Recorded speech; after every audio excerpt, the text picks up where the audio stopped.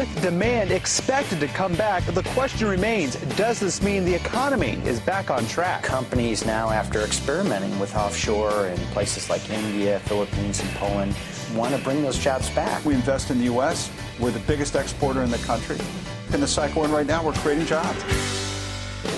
From Radio America, it's Neil Asbury's Made in America, the show that explores American industry, large and small, and promotes American-made products everywhere. Put Neil Asbury's Made in America to work for you. A very big welcome to you today. I'm your host, Neil Asbury, together with co-host Dr. Rich Ruffman. Hey, Rich, I just got back from my happy place, and I'm feeling good. I just got back from Colorado. I mean, I love that state. It's an incredible state, incredibly beautiful, great people out there, incredible rivers. I mean, I caught so many trout floating down the Colorado and the Arkansas. They were waiting for you? You said they're just floating down the river? They're there. I mean, gold medal rivers, incredible whitewater rafting. And, despite COVID, they're finding a way to survive, They're finding a way to survive. And a lot of families, I was surprised to see so many families out there. And the other thing you see is so many license plates from Texas. I don't know. Seems like Texas is moving to Colorado. But it is such a wonderful state. I flew out of Denver this week on Monday. There was very little people in the airport. It was amazing. I mean, in the middle of a summer day, you go up and there was like nobody standing in line anywhere. But you get on the airplanes and they're pretty full. And you go to the resorts in the Central Rockies and there was just a lot of people there. So I don't know. They must be driving because they weren't at the airport. But Colorado, incredible state electorally and things that's going on in our country today. I mean, we got, of course, a very important Senate race going on there right now. The Senate is up for grabs right now, and the Republicans need to hold the state of Colorado, the seat in Colorado. Cory Gardner is the senator, and he was on our show before when he was going from congressman to senator. He won that election. And our first guest actually took Senator Gardner's seat in Colorado in the 4th District, which is like all of eastern Colorado, right up to Denver. And a very great American. He's a very successful author, businessman, and a very important member of Colorado's House delegation. And we're very pleased to have him on our show right now, Congressman Ken Buck from Colorado. Congressman, welcome to Made in America. Thank you, Neil. It's great to be with you. So, I want to get to cancel culture. I mean, this mob thing that's going on in our country, and it scares the bejesus out of me. It's just not right. I mean, something is like really wrong when you can't go to a university and have differences of opinions and everybody can kind of listen and talk together. I don't know where our country is headed if we can't deal with cancel culture. But can you kind of update us on the state of politics in Colorado? And I know Senator Gardner is kind of locked in the battle here of his life with ex-governor Hickenlooper, and it looks like he's on the losing side of this right now. Oh, I don't think he's on the losing side at all. I think Cory Gardner is going to do great. Cory is a bright ray of sunshine, and Coloradans are very appreciative of his first term in office. Cory has passed 12 major pieces of legislation in the United States Senate that have been signed by the president, and I really think that Coloradans know that, appreciate that, and I think that he is doing well. In addition to being in Congress, I am the state Republican chair in Colorado.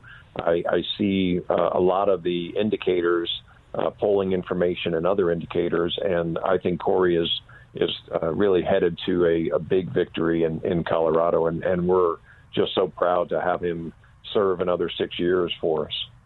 Oh, boy, I hope you're right, Rich. He's a great American. We've talked to him before. I mean, I really, really hope that Congressman Buck is right. And if anybody knows, the congressman should know. That's right. We're going to be calling him in a few months from now. So I have to ask you a question about this. When you look at the media and you look at the news that's on a nightly basis and sometimes heavily on the weekends, and you see some of the protests that have been occurring in Colorado, in Denver, the pro discussion towards the police and first responders, and then the response that you saw from the anti-police and BLM and so forth. I get the feeling, just listening to you right now, that we're seeing a very vocal, as you suspect anywhere in the country, a very vocal minority. And it sounds like there's an amazing group of a majority, a large plurality anyway, that really supports the conservative or the real agenda as opposed to the mob agenda. Yeah, the mob agenda where we don't get along with anybody. What's your take on that? I think there's an undercurrent that really is occurring right now. I think that a lot of folks are watching the news and they're seeing a Wendy's burned down in Atlanta, and they're seeing the riots in Portland and Seattle and really around the country. And a lot of folks are nervous about where the country's going, and they want stability. And they are looking for President Trump, and they're looking for, in Colorado, Senator Gardner, to provide that stability. And I think they're really nervous about a President Biden and Vice President Harris running this country. And they understand that if we were to elect Joe Biden, we would have higher taxes, we would have higher energy costs, we would have less choices in our shopping because the international economy is not kind to countries that are weak and have these protective barriers. And I think that President Trump has done a great job of really identifying China as a cheater in the international marketplace. And I think that Americans appreciate the strength that he's showing and also appreciate his view of security in this country. And I think that these protests are really going to create a backlash in America. Congressman, you had written a piece recently that I read, and I believe I saw it in Fox News, talking about how 2020 is a great opportunity for us to deal with the cancel culture, the mob mentality, the anarchy that's going on in our country today. Do you think Americans are waking up to that? Do you think Coloradans are waking up to that? Do you think that will be an issue that will help propel Senator Gardner over the finish line, as well as deliver Colorado as a Republican state this November? I believe it will, and I have to tell you, it's sad in some ways because it's a reaction to the destruction that's going on in our country. I think there are a lot of positive reasons to vote for President Trump and Senator Gardner. But what people are seeing now makes them nervous, and they understand that nobody on the left is standing up and condemning the violence, and nobody on the left is really trying to stop the violence and moderate the radicals in their own party and in their own movement. And the reason that the socialists have to do what they're doing is they can't get to where they want to go, a socialist economy, a totalitarian political system, with our U.S. Constitution and our love for our history of freedom. And when the left continues to tear down, there are many, many Americans who are moving towards stability, towards President Trump and Senator Gardner. You know, it's interesting. We're hearing every day about the virus pandemic, and it is agnostic in the sense that it could affect and does affect anyone that's out there. So there's a fear of that, and that's unilateral across the board. People are afraid of that. But I also think I 100% agree with you, Representative, because the concept of am I safe? I hate to sound like Marathon Man, but am I safe? You know, is my family safe? Is my business safe? I mean, can I walk down the street and not be accosted by somebody? Are they going to, hurt my car? Are they going to hurt my family? And when I think I so much agree with you on that, people, I think, are going to backlash on the concept that we are in an unsafe environment. And you're 100% correct. I don't know any Democrat anywhere, even under, investigations that we've had for the last few weeks in the Senate, with Ted Cruz was asking the representative from the senator from Hawaii, here's your opportunity. Can you say something negative about Antifa? Do you want to comment on that? And her comment was, I'm done. She took her football and went home. So I don't think that's going to play well when people come down to it. They move into the God willing, they actually get into a voting booth and they say, who am I voting for? Democrat? I got to vote Republican. I have to protect my business, my family, my relatives, everything I invested in for my entire life. That's on the line. We're going to deal with the vaccine and the virus, but that's on the line, and that's going to really scare me. Your take? I agree completely with you. I think that what's going on with COVID, certainly COVID doesn't pick sides, but Americans will pick sides in relation to the violence that's going on, and it is just so un-American to tear down a statue. You have elected officials in the town. If the discussion is going to occur, it's going to occur into city council, the town council. If that statue shouldn't be on public property, let the elected officials who are accountable to all the people make that decision. But allowing a mob to tear down a statue, allowing a mob to spray paint a Capitol building, and we had that here in Colorado, allowing that kind of mob behavior is frightening to Americans, even beyond their personal security or the security of their business. It's frightening to Americans because we see a future for our children, and we see a future for our country that promotes freedom, and it's being taken away from us. Hey, Congressman, we've got to take a quick break. We're on with Congressman Ken Buck from Colorado. We're going to be back here in a moment. We're going to talk about his new book, Capital of Freedom: Restoring American Greatness, and many, many other things. You don't want to miss it. Stay with us. Made in America.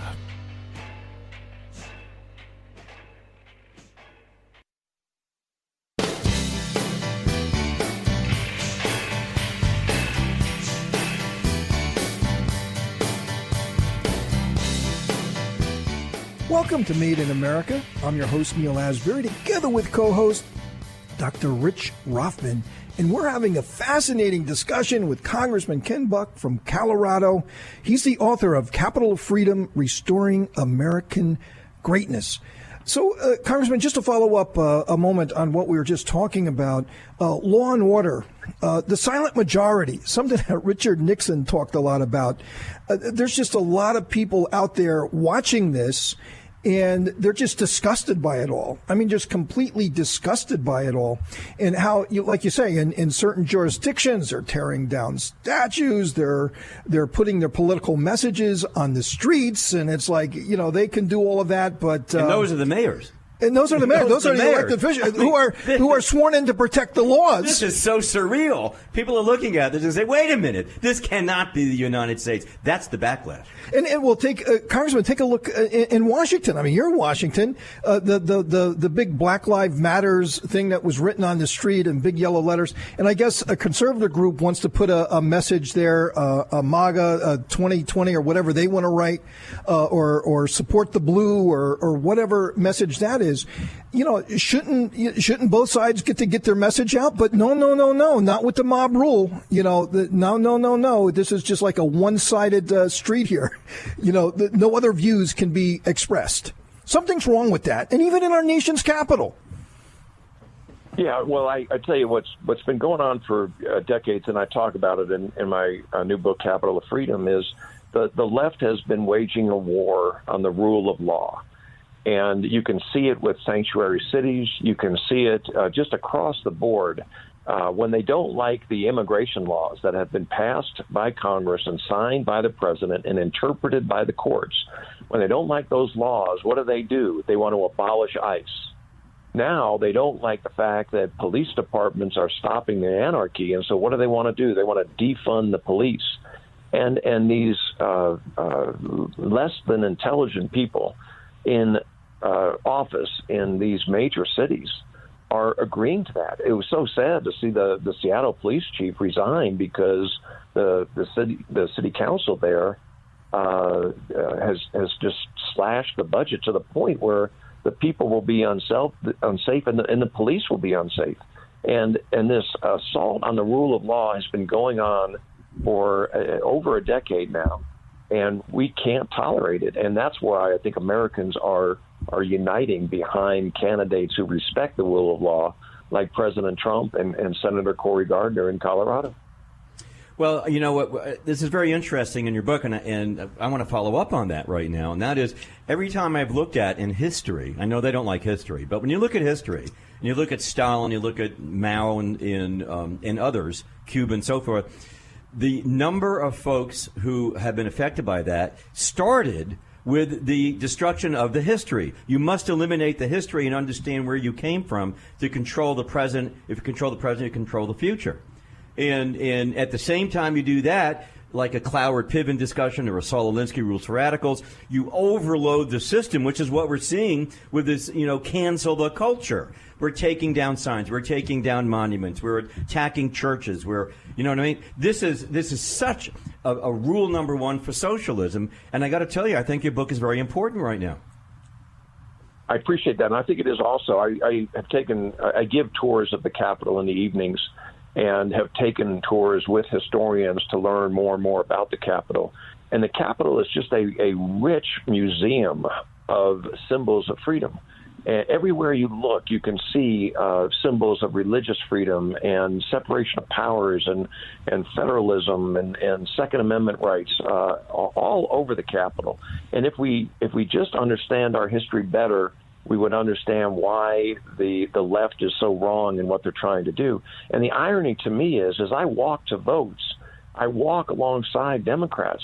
I'm looking at these symbols of freedom, and then when we get to the floor, they ignore those symbols of freedom when they vote. And it's so scary to think that you can try to impeach a president on absolutely no evidence, change the will of the voters on no evidence, and you've just walked by a statue with the Constitution of the United States. It is frightening how the left is really has succumbed to this radical notion that we should ignore our Constitution and our history. So, Congressman, I'm a conservative. Rich is a conservative. I guess you could tell that. I have a lot of liberal friends. I have a lot of really good-meaning liberal friends, and we have good discussions and good debates.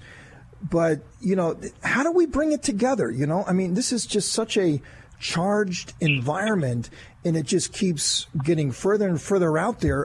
We're just not bringing it back together. Can't we have civil discourse? When does that happen? How do we make that happen? It rips our heart out. So many of my friends right now are just so concerned about our country, about how mean it's become. Yeah, and I think this is one of those examples where it's both sides are not at fault. When you looked at 2009, after President Obama became president, you could see the Tea Party protests. There was no tearing down statues. There was no changing history. And now we have this. And I think the left has to realize that the radical side of their party has walked away from the mainstream part of their party. Yeah, and is there a candidate that can bring us back? It's certainly not Joe Biden. Yeah, well, it's certainly Kamala Harris. Well, that's not going to happen. Well, he's a transition candidate in his own words. He's a Trojan horse candidate. Yeah, who it means it's really President Harris that you're voting for. He not said President he was Biden. in a Clive Cussler novel. I don't know if that's true or not. Congressman Buckman, it has been fascinating. A great discussion. We wish you great success as the chair of the Colorado Republican Party and getting Senator Gardner back in the Senate where he belongs. We really wish you success. Thank you very much. Appreciate that very much. It's great to have been with you guys. Thanks. Coming up, we have Stephen Milloy, who's a lawyer, a lobbyist, an author, a Fox News commentator, and also a member of President Trump's presidential transition team. And he's coming on to talk about Kamala Harris and what sort of candidate will she be. You don't want to miss it. Stay with us. Made in America.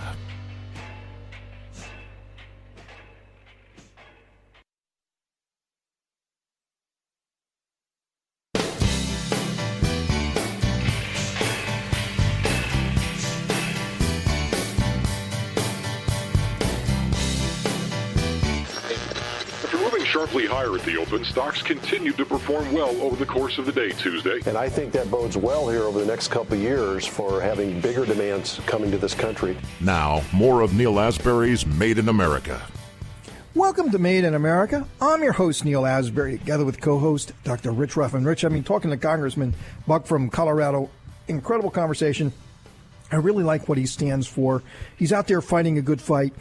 And I'm so happy that he believes that Senator Gardner is going to pull it off and he's going to be reelected. And that means that the Republicans will have a very good chance of holding on to the Senate. Unfortunately, some of the polls don't indicate that. But he was very confident.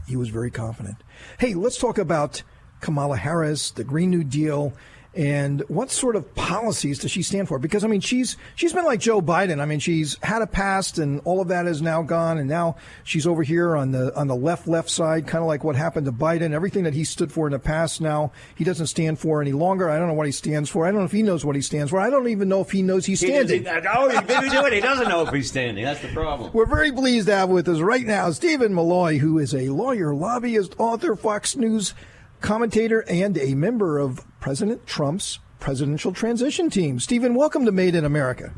Hey, Neil, thanks for having me.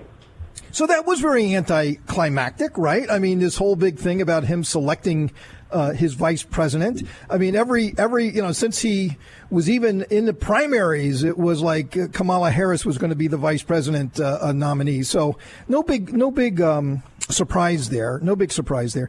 But, she's changed. She's a real chameleon. What she stood for, she was she was state attorney. She's tough on crime and so on and so forth. She's going to put all the bad guys into prison. And now all of a sudden, she's really flipped on that one. She's just flipped on everything. Who is this woman? Well, I think it's pretty transparent who she is. She's a climber. And what's her policy? Well, whatever she needs to get her to the next level. If I was Joe Biden, I'd be very careful. I would not let her stand behind me because she's just one heartbeat from the presidency. What does she stand for?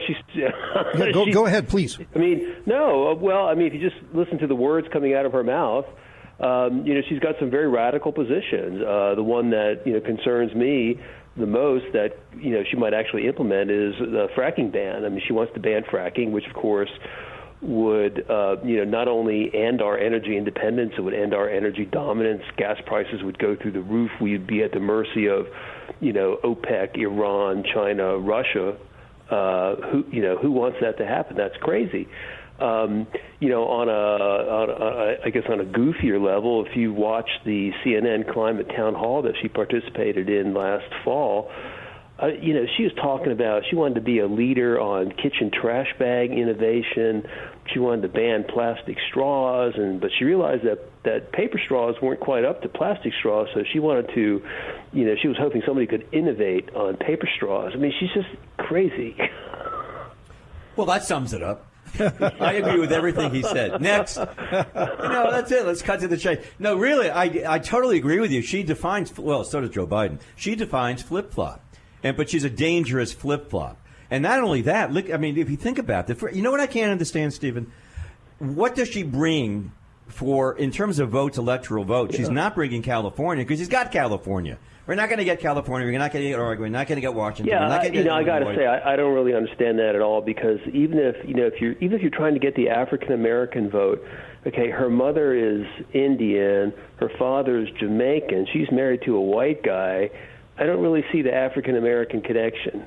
Oh, I think the best part, Stephen, is the fact that her great-great-grandparents were slave owners.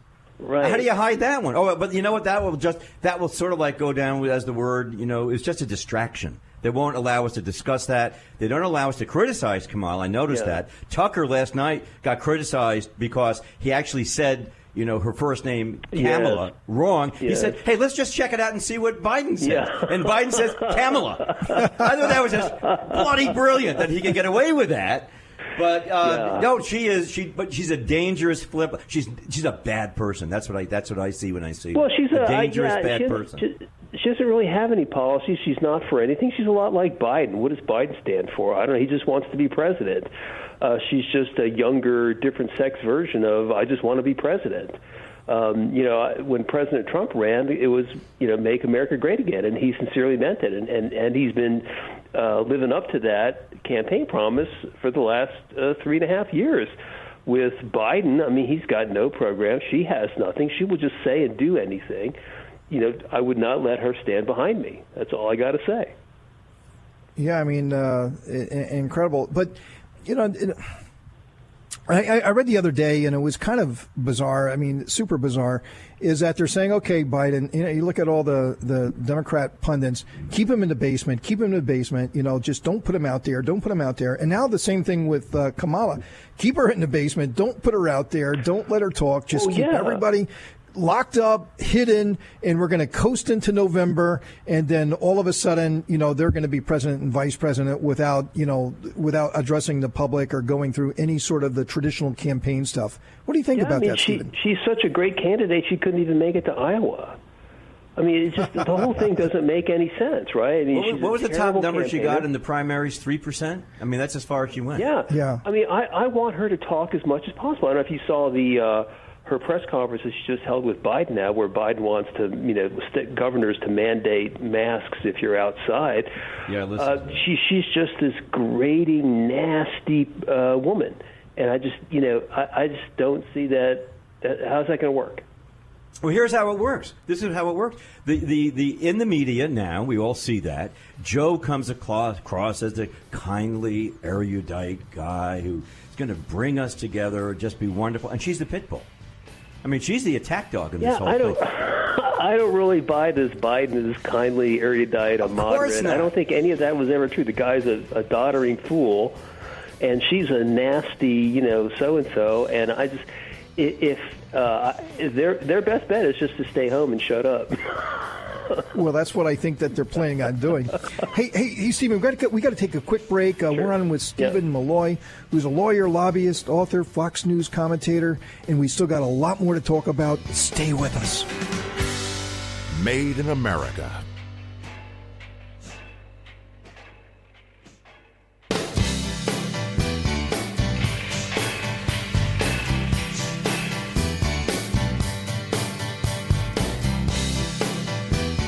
Welcome to Made in America. I'm your host, Neil Asbury, together with co-host Dr. Rich Rothman, and we are together with Stephen Milloy, a great American, a lawyer, lobbyist, Fox News commentator, author.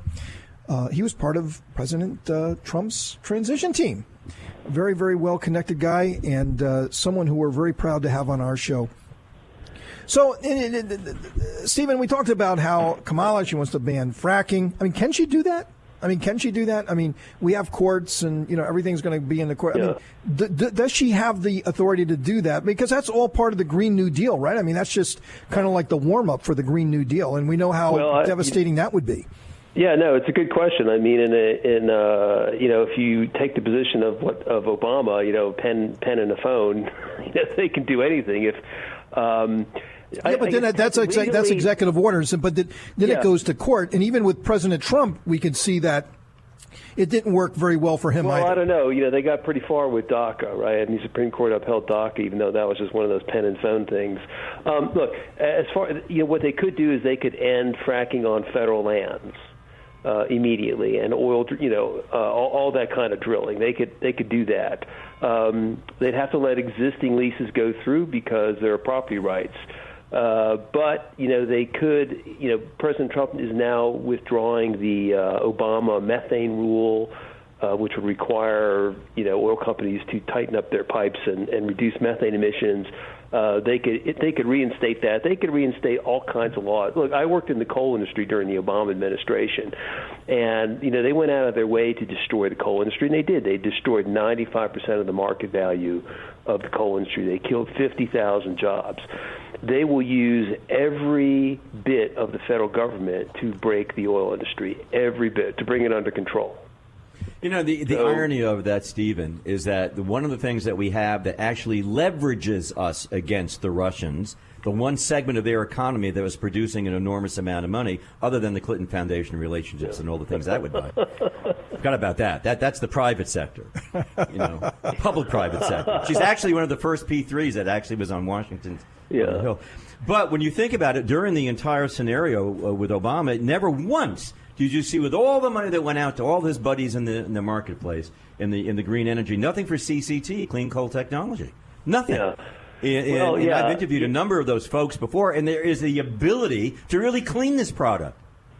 Well, in my view, coal is already clean. I mean, we burn it in modern power plants, and it's clean. I don't think coal doesn't need to be made any cleaner. I know there's people in the coal industry that want that, but for my money, coal is already clean. And the coal is really clean all around the world. When you see these pictures of Chinese, cities in the winter, that's not because of coal plants. That's because a lot of Chinese burn coal in stoves at home during the winter to warm themselves and to cook, and that's what caused that sort of inefficient use of coal, unscrubbed coal. That's what's bad for their air. U.S. coal plants clean already. So what? Yeah, we have, Rich, you and I have talked a lot about the clean coal industry, and I just want to have maybe the final word on this one, is that if we have all this technology here in the United States to clean coal, and if we made that available to China and India and Brazil and other countries, hey, look, coal is cheap, and it's abundant in many places, and they have to go that route. Why not use American technology? And if you really, really, really are concerned about the climate, have American technology being exported around the world, creating American jobs, cleaning the environment in these countries that are putting out 1950s electrification plants. So what are you calling that? Good globalism? Is that good globalism? That's the good side of globalism. That's the way that we would do more for the climate, Stephen, if we just help people to be more efficient burning coal around the world. Yeah, I'm kind of militant on all this. I think it's the climate hoax. If Chinese want to buy U.S. technology, that's fine. They'll probably steal it, though. Yeah, I was just going to say, they can get a big deal. I don't really think we need to reduce emissions. I think emissions are good for plants and people, and, that's just how I feel about it. So this leads me to a quick topic I want to talk about. This is something I really get excited about when I read and listen to you. Junk science. And the one thing that hits me that stands out, and I'm so proud of you, that you're pro DDT. I had to read Rachel Carson when I was in college. And Silent Spring, and I'm reading it and I said, this is nonsense. This is going to wind up killing millions of people. And what happened? It killed millions of people. So we live in this crazy world of junk science. We do. EPA banned DDT at home in 1972. That ban was exported worldwide, and tens of millions of poor black and brown people have died because of it. They still have malaria problems in Africa and India. Right now, I guess India is the only place that still manufactures DDT. But, DDT and the successful war against DDT sort of put the kibosh on the development of any more insecticides. So, people in these poor regions where they're, plagued by bugs, and the bugs are coming our way, right? We've seen with West Nile virus and Zika, we could control this with chemicals like DDT, but we won't. And we replaced it with insecticides that are actually more dangerous to humans. Well, Stephen, you got to go pretty quickly here. We got about 60 seconds. What's your prediction for November? Trump win. No question about that. All right, that was short. So the polls and everything that shows Biden up 6 points in the battleground states, you don't buy. Come on, the polls are all fake. Even the polls you see on Fox News, they're all fake. That's not 100%. How people really feel. 100%. I mean, they are meant to shape opinion. They don't reflect opinion. Okay, I mean the only shape opinion, not reflect. I love it. The only poll that matters is Election Day. The rest is just all garbage. And in 10 seconds, the Senate. The Senate, I don't know about that. Well, I think if Trump wins, and I think he will, then we'll hold on to the Senate. Not by much, but we'll do it. Well, we just had Congressman Buck on the show just before you, and he's very, very confident that Cory Gardner wins. Well, I hope he does, but I think Trump is going to have to drag everybody over the line because I don't really have much confidence in GOP Republicans. That's just me. When I grow up, I want to be Steve Milloy. GOP Congressman, yeah. Well, that's the last word. Hey, Stephen, thanks for being on the show. We really had a lot of fun here. Yeah, sure. Anytime. Be good. Coming up, Dr. Rothman and I have some final thoughts for the day. Made in America.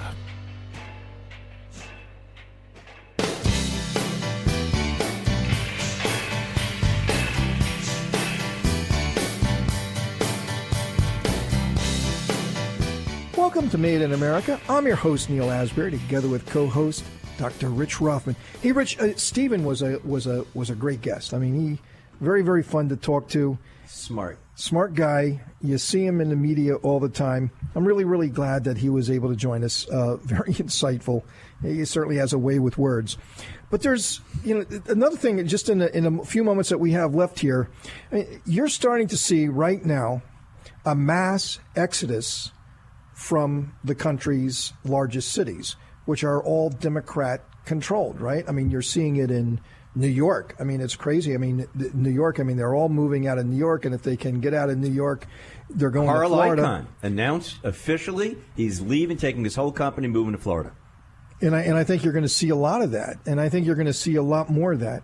I just hope that this blue wave that's leaving the Northeast and heading south, namely to Florida, doesn't change the electoral situation that is in Florida. And, that's the concern. I mean, yeah, they're all bailing out of the cities, but do they bring those same failed policies to their new homes? And that's a big concern of mine. Well, it's a very big concern, and there's a lot of history that you can look at. Look at the state of Texas, which has always been a very conservative state, and we both do business in Texas. And I'm in Austin, I'm in Houston, I'm in Dallas. So you got at least two out of the three are big cities. Houston's I love Houston and I love Dallas. I like Texans in general. I love Texas. But you see what's happening in those cities. They've moved from the middle to the left, from the right to the middle to the left. There's a progression happening there. Notice the word progress. And that worries me. I'll tell you what worries me that happened. And that is when Puerto Rico had their hurricane a few years ago. The feds allowed them to en masse move into Florida. Now, why did they do that? Because the Puerto Ricans are very pro-democratic. They have a Democratic governor, Democratic mayor for the city of San Juan. And that could help right now. And they're citizens, and they can vote because they live in Puerto Rico. They have the right to vote. And when you combine that, what you're talking about right now, we're discussing, those moving out of New York and coming down to Florida, we could have a problem, if not now, real soon with the state of Florida. Real soon in the state of Florida. It does worry me. Well, the thing that we would have to hope, is that, that they recognize the failed policies. They have a second chance. They're going somewhere that is practicing economic freedom, the creation of prosperity, spreading the wealth, small businesses, entrepreneurs, risk takers, inventors, all these people that have congregated in a state like Florida because of its policies are very, very good pro-entrepreneur, pro-small it's a great business. State for that. Texas, pro-entrepreneur. 100%. And we got to keep that. I mean, if we don't keep that, we lost it on the West Coast. We lost it in the Northeast. We lost it in the Midwest. Well, let's just say the Illinois part of the Midwest. The Democrat-controlled, just cut to the chase on it. The Democrat-controlled Midwest screwed up. Continues to screw up. Where you have a one-party system. That's right. It's a one-party system. Take a look at Detroit. Take a look at all these big cities. Listen, the best thing Pritzker can do for all the people in Chicago and around the country, get them an upgrade at Hyatt. He can do that. With a phone call, he can upgrade everybody. David Brim in Chicago can get an upgrade with Mr. Pritzker. Great accomplishment. Yeah, but that's a whole nother story. We have a conference that's supposed to be in Chicago. McCormick Center, one of the biggest in the country, right? Is it happening? No, it's not. No, of course not. Because Pritzker will not open up Chicago, at least for conventions. Except for the protests. Well, that's okay. Yeah, of course. You can do that. Burn the city down. That's fine. But people from around the country coming there to experience a convention, to practice economic freedom, to look for business opportunities and so forth, which Chicago has always been a magnet for. No. We don't want you. Until there's a vaccine. You can only come back to Chicago until there's a vaccine. Yeah. And then it's going to be like who developed the vaccine and how much testing has been done to the vaccine. And, how many months and months and months do you have to go through before, that they allow business back to Chicago? It's going to decimate the place. Oh, 2020 is wiped. I mean, as far as I'm concerned, and we do a lot of programs with the World Trade Center and all the major air cargo. But shows in March in the first quarter of the year are already canceling. I would expect shows in the second quarter of the year. I mean, tens of thousands, hundreds of thousands of people coming to Chicago. I mean, hundreds of thousands, millions of hotel nights. I mean, and all of the drivers and everybody and the people setting up these shows, they're wiped out. They're done. Two things. It's one, the protesting that hit, the area, North Michigan Avenue, that whole area. Oh, that's terrible. That's horrible because that's where the tourists go. That's where I go. I stay at hotels. At the Miracle Mile. On Miracle Mile. Magnificent Mile, not Miracle, Magnificent Mile. There you go. Yeah, so that worries me dramatically. The other thing is the virus. So you've got two things working against these major, major cities. And let me tell you something. That ain't going to happen until I'm telling you, November 4th, it'll all be better. Really. Well, it depends it'll on all who be wins. Better. If Biden wins. It's so astonishing to me. Hey, Rich, we're out of time. I really enjoyed it. We had a wonderful show today. Great guests. Wonderful conversation, very lively, very passionate. That's what we're all about here at Made in America. But unfortunately, we're out of time. But we're going to be back again next week for another adventure of Made in America, where we never stop fighting for your jobs.